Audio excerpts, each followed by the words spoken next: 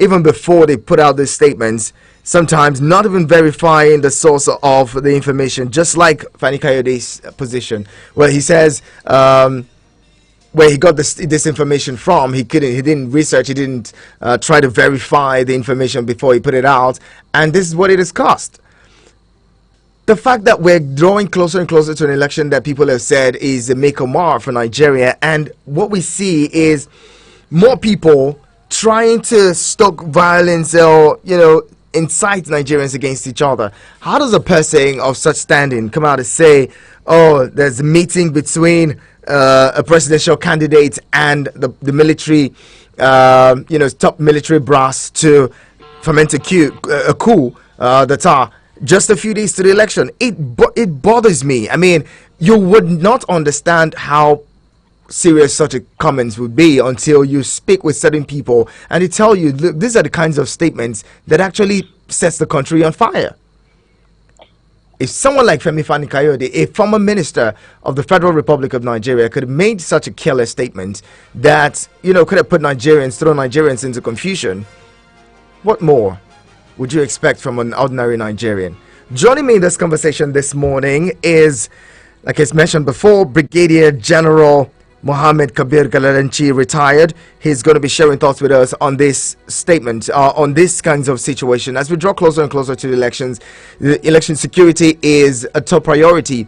The INEC has said about 240 polling units would have no voter this year because of insecurity. A lot of people did not choose those polling units because they're afraid for their lives, and it's quite worrisome. Good morning, General Galadanchi. Thank you so much for joining us this morning. Good morning, my brother, and good morning, our listeners. We're glad that we have you joining us this morning in this conversation. You're one of those people who has seen it all and seen a lot of things in this country. And when it comes to issues of security, you're one person that anyone should be talking with. In a situation where a former minister, puts out a tweet that sends some level of tension and concern to many Nigerians. The statement I'm talking about, the tweet by former Minister Fani-Kayode, or Chief Fani-Kayode, who was saying there's been a meeting between the presidential candidates, especially that of the People's Democratic Party, and some generals or top military officials, to foment a coup d'etat in the country just before the elections. And many Nigerians were worried about it. Thank God he's come out to say that statement is quite regrettable, that he didn't verify the source of the information before putting it out and all. But then it's a careless statement, and Nigerians need to guard against this. What do you say about, Nigerians, especially those in high places, making certain careless comments as we draw closer to the elections? Thank you very much. I think the problem is you have said it all. It is an irresponsible statement, and politicians at this time are so hyped that they don't separate the security issues and the lives of the citizens. One thing is for sure. I don't think the military of today, those people who are serving in the military today, are ready to commit any of these crimes that were committed before by overthrowing government. I have served with the people who are in the head of the military today, and I think by their choice and by the position they are holding and by their disposition, I don't even think this is a matter that we should take very seriously. But I think the real problem we are having is that the politician doesn't care about the citizens of this nation. He only cares about himself. He thinks everything is fair. To do everything in politics is fair. There are a lot of issues that we should be very, very circumspect about talking about in this situation. Take the issue in Lagos today. A lot of heat being created between the AVC and Labour Party, and it is becoming something that we should sit down and think about. Those political leaders that are concerned in this issue should call their people to order before we get into somewhere that we might not be able to come out happy out of it. So I will continue to tell Nigerians, I don't think there is any military man. You cannot say 100%, but people at the helm of affairs of the military today, from the chief of defense staff to service chiefs to the commanders, field commanders at the highest level, I think they have already understood that the military is not meant for political leadership. It is meant to support political leadership. And I want to advise our politicians that whatever you do, remember that this same military, these same security agencies, if you win election, you will still need them to work for you. So let's not become like countries, like our neighboring country, Chad, where the military was politicized in the late 70s and early 80s, up to 90s, where any time there is change of government or the personnel of the security agencies, all of them are demobilized and new ones are taken, and it created these people that are now part of our problems.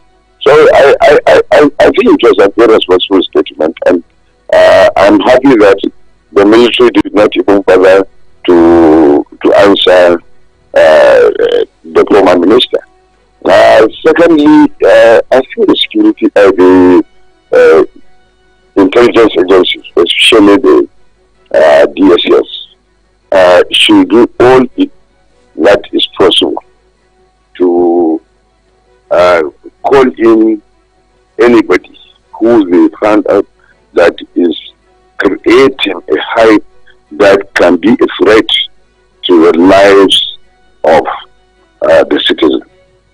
Take an example. This issue about every time there is election in this country, politicians who come out, the same politicians who the election is going to benefit, will come out and be telling you that, oh, one thing or another will stop the election from being conducted.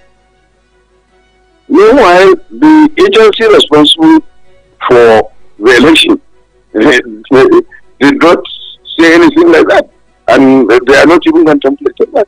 So I think our politicians, if they want to be good leaders, they must be also responsible, because they know that if they don't understand whatever they do, no matter how much they want to break the nation, it is them who want to lead the nation that will suffer the consequence if God makes them the leaders of this nation.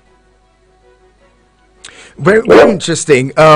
Because we've seen, just aside from the whole coup talk, there's also been, insinuations of an interim national government. We've heard that people tout that. Even Chief Fani-Kayode was one of those who had said that on national television, that there was a plan to have an interim national government and all. But aside from that, what do you think is the reason why for this whole bringing the military into the politics and politicizing the military? Because we've seen that every time there's election around the corner, we tend to make it about the military and how they conduct themselves rather than the people who actually go to vote. People will tell you that, oh, on election day the military could be used to intimidate voters, and the military says, well, we have a code of conduct, we have an election code of conduct, and a way that we do things during elections. But then there's this seeming distrust between the military and the ordinary civilians, and it seems like the politicians are the ones who, spark this level of distrust. Yes, you see, in Black Africa, most especially in Nigeria, to a politician, if he does not win, let everybody lose. So if you look at from 1966, the first coup in Nigeria, it it has always been an instigation by the political class to bring in the military so that the winner will not enjoy the benefit of the support he has for by the people. It is a sorry case. You see, in the issue of change of government, there are three actors. The politician who create the situation that will lead to somebody thinking that if they come in, they will be supported and sponsoring that. Then the military themselves, those people inside the military who have political ambition, and they become the executors. Then you have a docile populace that just swallow everything hook, line, and sinker, maybe because of lack of education or I would say lack of enlightenment. So the issue is that the military has never come to a power because they just want to come to power and take over power. Somehow, somewhere, somebody create the situation. Let me tell you, with all due respect, and I've been telling you, some 3-4 years ago, before the last leadership of the military was changed, there was a situation whereby the people were capitalizing on this security situation that we used to have to call on the military to overthrow the government. It was when those in the leadership position of the military failed to accept their bid that they now started going against those leaders and saying that they have overstayed this and that. And that. So, unless the politicians themselves, who will benefit from being elected to be a leader in this nation, understand that only one person will be elected for each political place, and doing anything that if I did not win, somebody will nobody should be there. Then we are not going anywhere. Then unless the citizens start understanding also that what a politician can do anything just to be able. So ask question. If the politician says there is a meeting between Mr. X and Mr. Y, why don't you ask a question? Now we have a situation to tell you how desperate politicians are. We have a situation today in Nigeria where the candidates of the party in power are the ones that are being threatened by the policy of the person who is representing that party in government. And they are instigating the citizens. Whether the what do you call it, the policy on change of money is right or it is wrong, as a leader you cannot start instigating people. If you cannot educate people, then you should follow a better way of getting things resolved. Not going out to tell people that you should not do this, or you should do this, or you should, you know. So I think our real problem is we have a set of human beings in the name of politicians that think that if they did not get anything, let the whole pot break. And I think until we understand this, and until we call our politicians to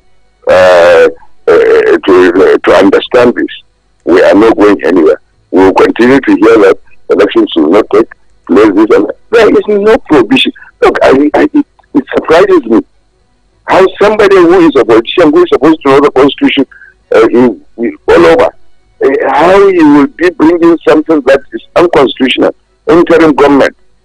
Is there any provision for it in the Constitution? So I think the problem we have is our politicians first, Then secondly, we as citizens who are not enlightened to understand, and we don't question and interrogate whatever any politician says. Finally, the government, the security agencies, they have a responsibility.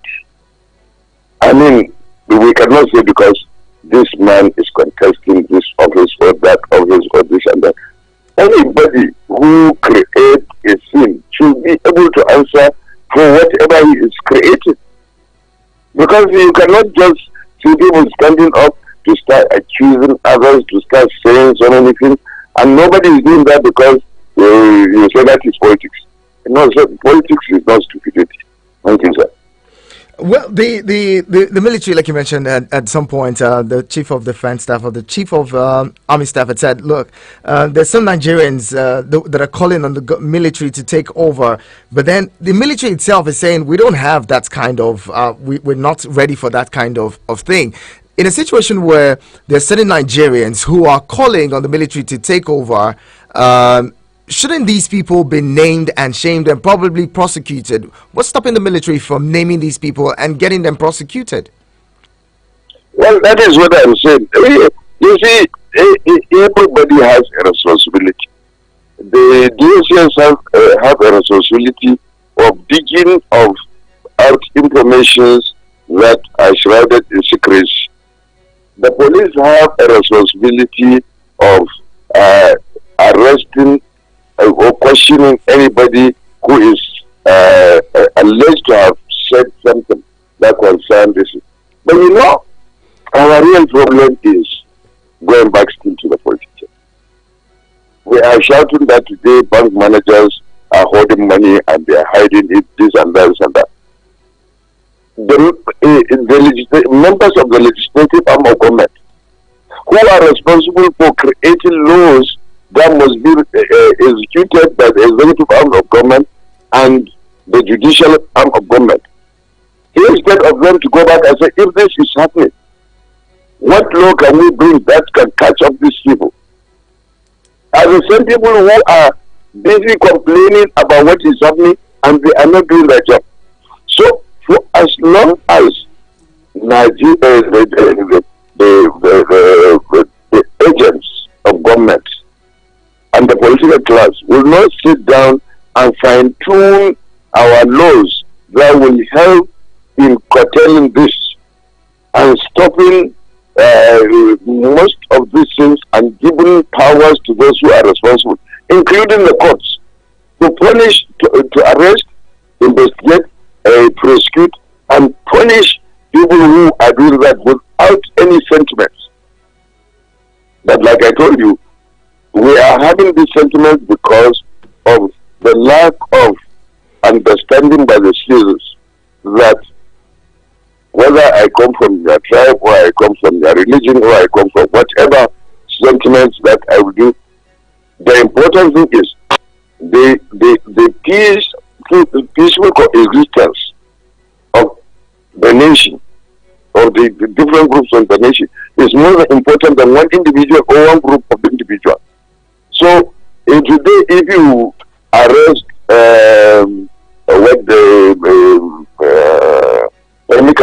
Fani-Kayode, people will start shouting that you are arresting him because he is supporting a particular party, this and that, this and that. If something happened, a PDP person is arrested, they will say the government is trying to truncate the election. There is a lot we really need to tell people that, to educate people on, to do things that people will understand that there is no individual or group interest that is bigger than the interest of Nigeria as a nation and its citizens as one entity. So until we can do that, we will continue to see people going about saying so many things. The last time I saw a political a political juggernaut, one campaign calling the name of another politician insulting his parents. I mean, that is not politics. That has gone to something else. Somebody should have they told that person and bring him to book that you cannot do this and go away with it. And that is why young people enter into the radio, TV stations and start insulting people. So we have to change this attitude if we have to move forward. General Galaji, let's talk about the kind of politics that we have in this country, or democracy that we have. Many people have said the democracy that we have is still controlled by former generals and the military. Somehow they decide who becomes president, and some young Nigerians are saying, look, we need to defy that order, the old order that determines for Nigerians who leads them, the generals who have taken off the khaki and putting on the agbada, who still control the polity. What do you make of such insinuations that the military still controls or decides who leads Nigeria? Well, I don't know who really are the military men that control the politics of Nigeria. General Babangida has one vote, and he can convince people that he can be able to General Obasanjo, who has been a president, a civilian president, General Abdulsalam Abubakar. These are the only few peaceful people who are into politics. Some people will say General Ali Kusau, who was a national security advisor, who has contested. But the truth is this: go to America. In the history of America, close to 300 years, there are more retired military men that have ruled America than the civilian counterpart. Now, it's not to say that there is anything positive about that or negative about it. The question is, who has a better opportunity to be known by the people? Politics is all about exposure. Because Babangida was president of Nigeria. Virtually every nook and cranny you go, they know his name. So when they say Babangida says this, the people start feeling that he is influencing that. But there are so many bigger politicians from the southeast. If you take Edwin Clark, I might not call him a politician, but an elder statesman. How many people in Sokoto knows Edwin Clark or any of the civilian?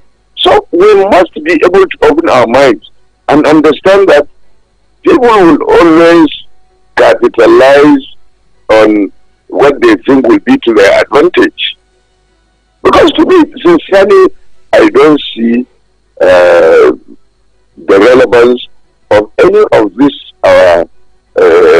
leaders, former military leaders, or even former political leaders, standing up and saying that I endorse Mr. X or I endorse Mr. Y, because that person has only one vote. And his endorsement might be even a legitimacy to a particular candidate. Because there are some places that they will not vote for you if one of these people endorse him. So the question, all this issue we are talking about, somebody dominates, somebody did not dominate, somebody has done this. It is a trick of the politicians, either to get an advantage or something, or to make sure that they destroy another person. That is why young men like you and others below the age of 50, when they talk about these things, you think they are real. Meanwhile, they are not. They are more their creation, so that they will see they have this. So I think the question of somebody dominating the political space, the truth is that some people use some of these issues they raise in order to make a political capital out of something that will not even benefit anybody. I'm telling you, it will not benefit the politician himself, but it will only give him a chance to align his name with a well-known name. That is all. Who knows me today? Why is somebody not saying that I am part of those who are really, how many military men are today, retired military men are governors today? How many retired military men are in the Senate today? How many retired military men are contesting for the presidency today? So you can see that people just create something, and we took it, we swallow it hook, line, and sinker without really digesting it, whether it even holds water or what. All right, the conversation continues. We'll be talking more with Brigadier General Mohammed Kabir Galadanchi, retired, who is my guest this morning, discussing, the statements, what we've seen in the polity in the last few days regarding the military and, the election. Stay with us. The conversation continues here. Eagles 102.3 Abuja. The vibe is about to be lit.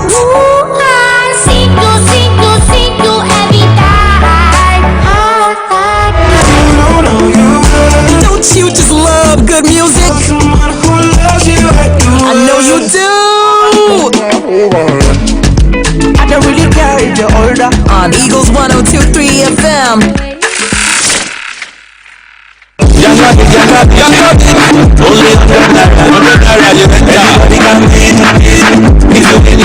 If you waiting, you want buy but you don't get money, microwave, TV, I mean you want paying about bill. Download Yangabi from any online store. With 100 naira from your wallet, choose a plan for your Get Pass. Start spinning and winning. The player with the highest number wins the bid. Anything what you want buy, you can bid it and win it. Yangabi, Nigeria's online marketplace. You can call us on 091 3000 2014 091 3000 2014. Eagles 102.3 Eagles 102.3 Abuja.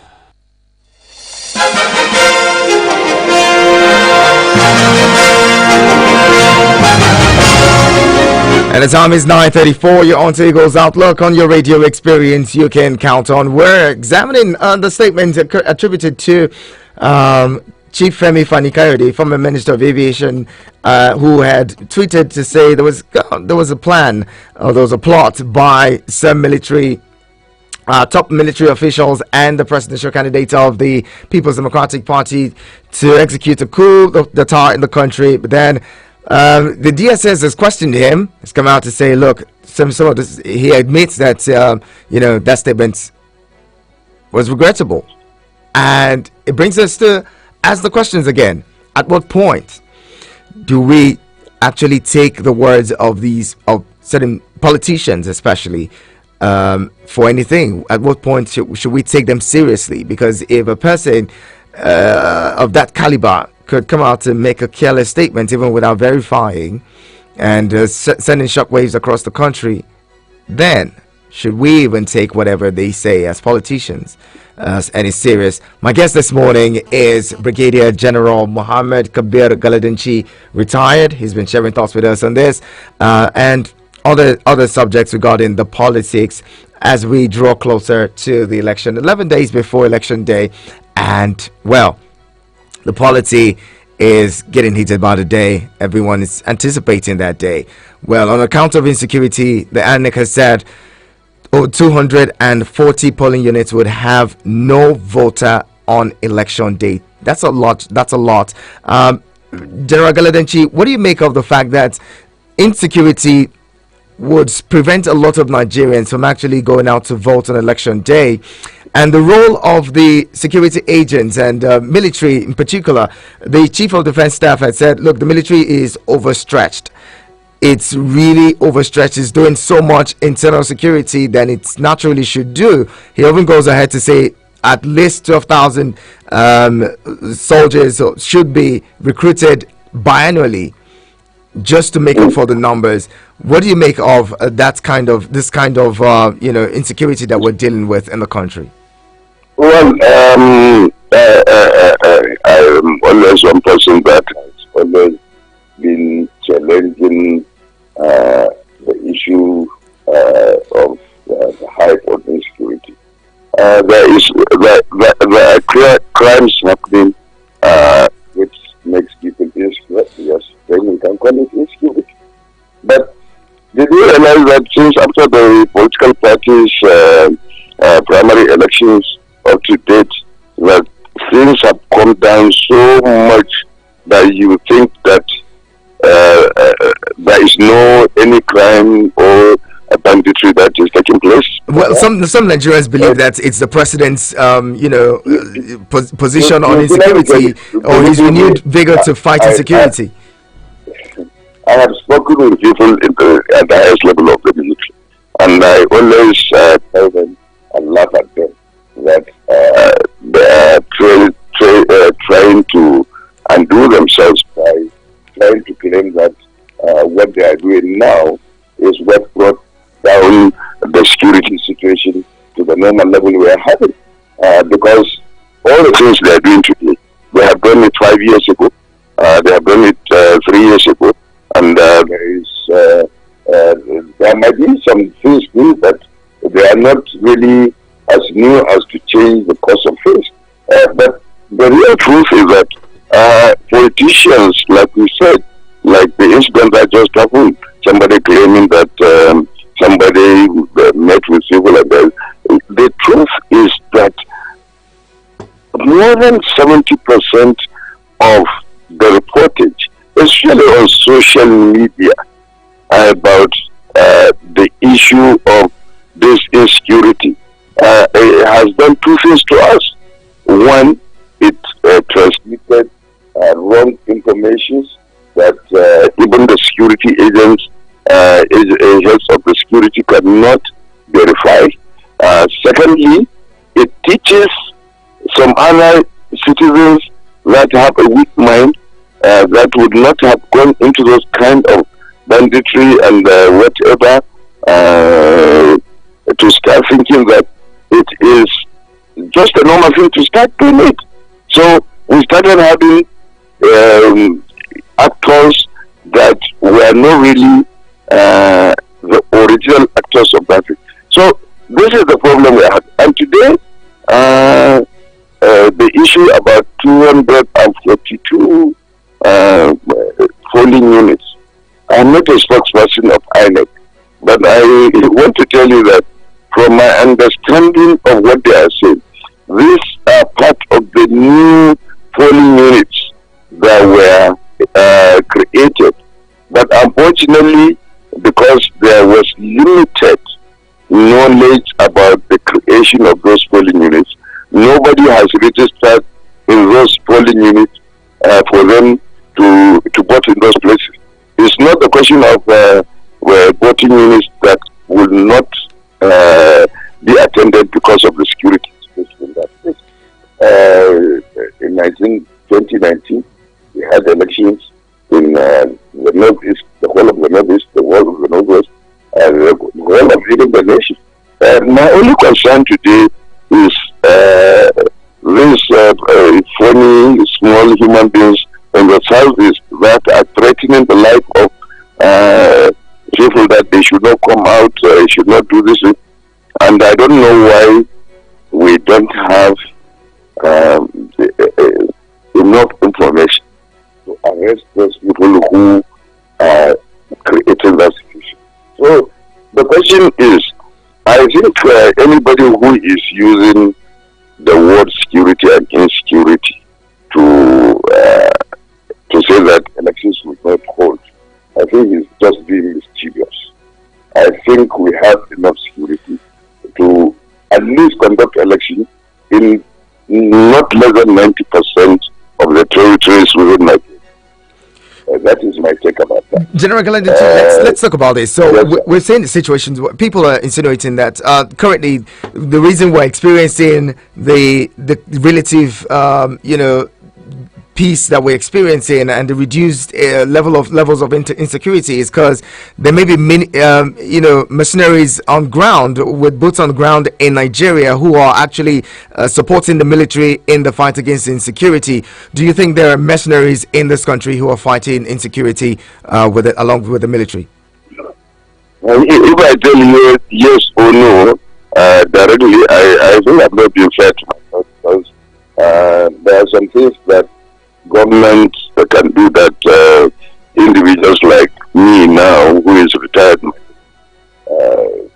knowledgeable about. But I want to say that I don't believe there is any mercenary in Nigeria operating with our military. I think our military is well trained, more trained than those mercenaries you are talking about. Thank God I am still involved with the military. One way or other, and I know the level of training they are doing, and I know the level of equipment they have, both the Army, Navy, and the Air Force. So I don't think that unless you bring in real evidence to me, I don't think it is true there are any mercenaries working with the military. What are they going to do? What are they? Is it aircraft that during our civil war that the mercenaries will bring an aircraft to come and operate because the parties to the conflict don't have enough?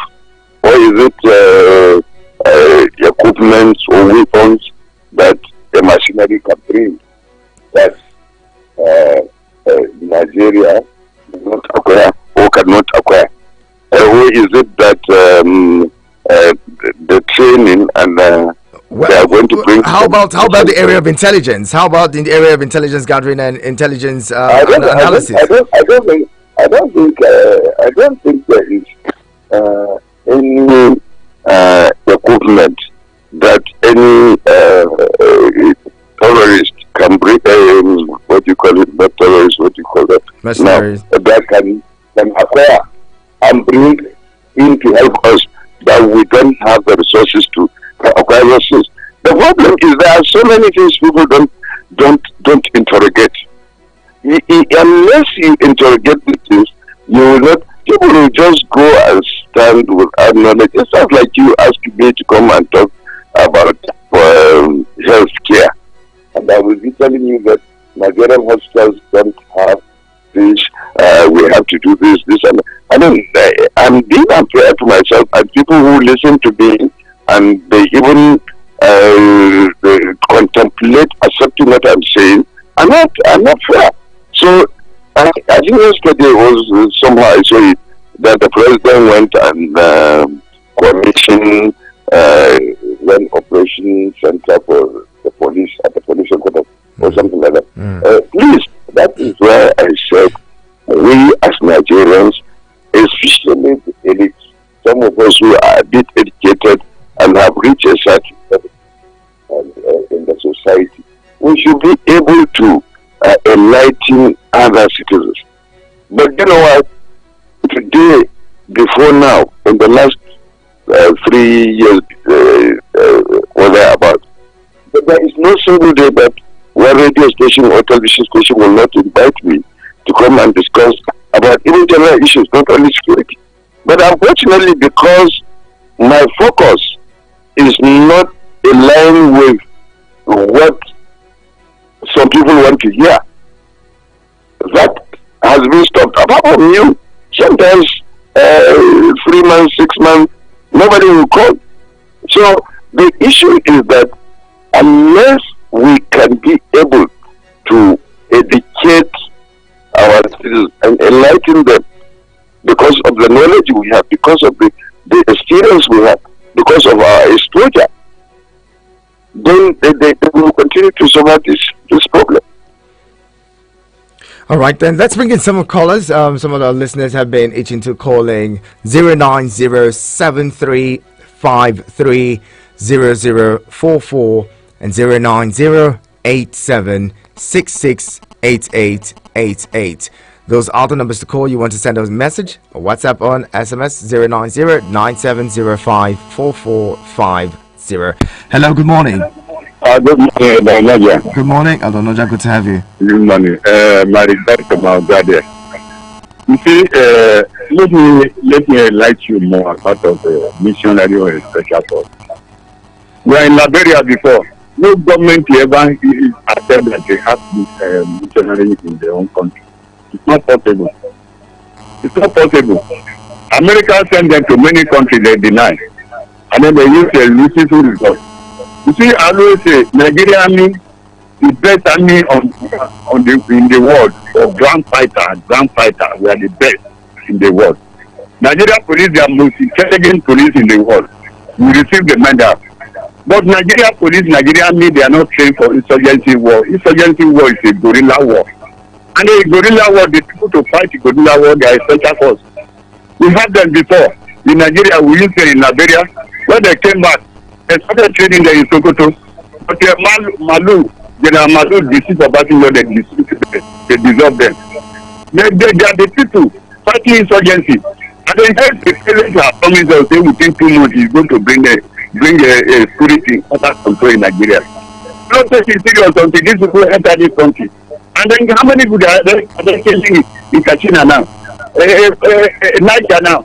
You see in Katsina, how many people are they kidnapping now? Most of the bandits they are wrong now. Okay. Since when these people came. No government to accept it, but we thank God. And then I thank Mr. President I should bring this significant result. No country can accept it they have that. But we will have to tell Nigeria should have patience with this government. And they have started. Thank you very much. They have to train our Nigerian army. They are working with Nigerian army. They are working with efforts. They are working with all the organizations, both EFCC. They are working with them. And then we have good results. Thank you, Thank you. But we will thank my you. president as he has done this in the glass for us. All right. Appreciate you calling in. Hello, good morning. Hello, good morning. Okay, seems like we're going to have to call us back. Now, General Galedenji, you heard Eldonoja. Eldonoja is an ex-serviceman, and he's one of those who believes that there are other, resources joining in the fight against insurgency in this country. You heard his analysis of, the situation and how special forces existed before now, and now, they were dissolved and all that. What do you make of his argument? Well, I am not too sure about what he is saying, but like I said, I will not say yes or no, but I need to be convinced with facts and figures, because I will tell you that when our troops were trained, government doesn't need to bring anybody hidden to come and train them. We send people to Belarus to train for special forces. Today, when you go to our training institution, at the lowest level and at the highest level, we have foreigners from other countries being trained by us, and we also have an exchange program where you have people from other countries coming while we send our own people.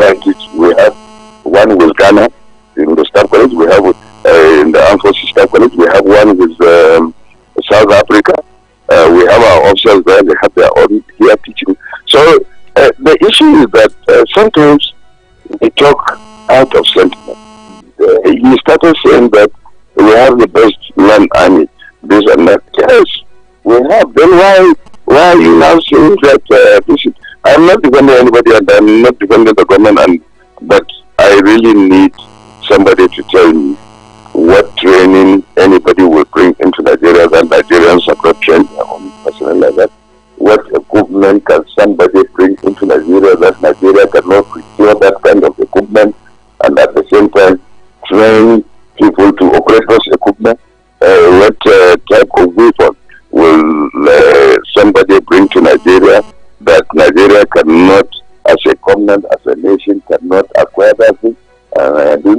So, from my own personal analysis, I don't think Nigeria has to go and look for, not even this is even from America, those countries, they don't need to go and looking for anything. They went and bought Kano. They paid for it. They did not ask them to come and operate to Kano for us. And I want him also to please clear his mind about the Air Force and the Navy in the scheme of security in Nigeria and nationally. We have some of the best pilots in the Nigerian Air Force, and without the Air Force involvement in this fight against insurgency and banditry, we wouldn't have the land forces wouldn't have succeeded the way it has been successful. All right. Likewise, in the Niger Delta, without the Navy, where I don't think the land forces will have achieved anything the way they have achieved now. All right. Brigadier General Mohammed Kabir Galadanchi, retired. Thank you so much for talking with us this morning. We appreciate your time. I didn't even know when the clock, the time just ticked past. Thank you so much for talking with us.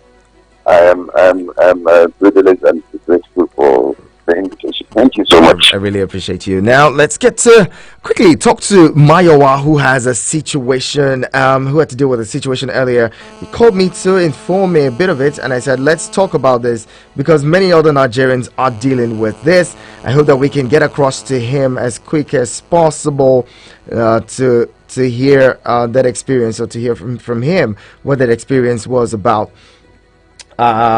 When the Nigerians go to filling stations and go to certain stores to get stuff, and they are treated in such a way that you would not expect someone who's buying something, who's going to spend their money to get something, and they're treated in such a manner you wouldn't really appreciate it. Mayo, good morning. Thank you so much for joining in. Hello, Mayo, can you hear me? Very well. Very well. So you narrated a situation to me earlier, and I would want us to talk about this quickly. We have 1 minute or two to do this. What was the situation like when you went to get fuel this morning? This morning, on my way to work, Nenko along the airport road, the one immediately after City Gate, like the right when you are going towards the airport before the National Judicial Institute. I went there to fill my car, and the situation I met organ was funny to me. Immediately I got there, they asked me if I'm paying cash or I'm doing transfer. I mean, I'm using card. I said I'm using card, and the lady asked about me. He said I have to go and look for somebody who will take my money first before I come. Then I eventually located somebody, Let me think this scenario. When you have a bird or chicken in the house and you have a corn in your hand, the number of them that will be following you at a time as if you want to feed them. That was the situation I saw this morning. The person with the POS was like a god. That everybody, about 20 of us, chasing me. I said, what kind of situation is this? This is a filling station where I buy my fuel almost all the time before this naira is designed. They have more than 4 POS machines. Why do you create chaotic problems for Nigeria simply because you do not want to support what is going on? Then what I did was to tell them, I hope Nigeria will be better any day. I just enter my car and smoke. So before now, they used to have more than one POS. Now they have. I buy my fuel almost all the time. Now, what was the situation? Was it that they needed you to go and pay with your card, or they wanted you to get cash from the POS person? What was it? They just say I should go and meet somebody there who will do the POS. Then I cannot come back and come and buy a car. I can come and buy my fuel. And the situation I saw is that these people are resistant to the use of this POS. We are the banks where from that place. In fact, you fill your tank and you bring your card from your pocket and they bring machine. Before now. But the This now they are not created. In fact, they don't want to hear the old note. They want you to bring the new note to them, or they want to even frustrate you using cards. That is the scenario that they painted in that filling station this morning. And I was disappointed. Mayowa, I hope that the situation eases out and that these people, whoever it is that's doing this to Nigerians, they would find a way to make life easier for Nigerians, especially when they if Nigeria must move forward, we Nigerians, the change must begin with each and every one of us. Thank you very much. For any change in this country. Thank you again. And this is where we close it. Thank you to everyone who's been a part of the conversation. Eagles 102.3 Abuja. This is Eagles 102.3 News, your number one radio experience you can count on.